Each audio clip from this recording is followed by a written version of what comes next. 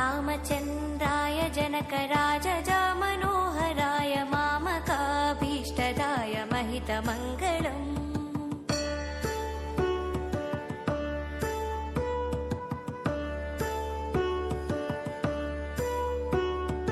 रामचन्द्राय जनकराजजामनोहराय मामकाभीष्टदाय महितमङ्गलम्।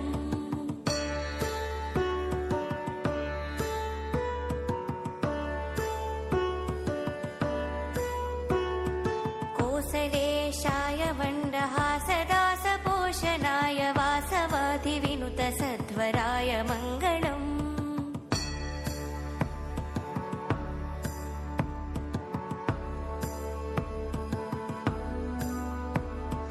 चारुकुङ्कुमोपेतचन्दनानुचर्चिताय हारकटकशोभिताय भूरि मङ्गलम्।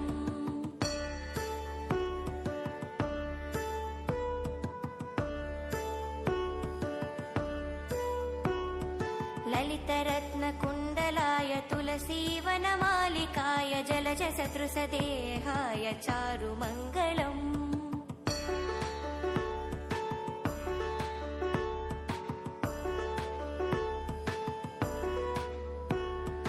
देवकी सुपुत्राय देवदेवोत्तमाय भावजा गुरुवराय भव्यमङ्गलम्।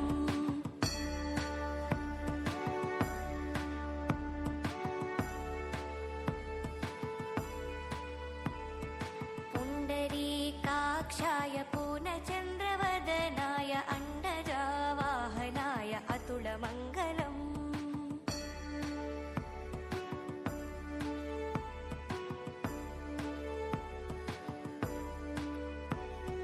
विमलरूपाय विविधवेदान्तवेद्याय सुमुखचित्तकामिताय शुभगमङ्गलम्।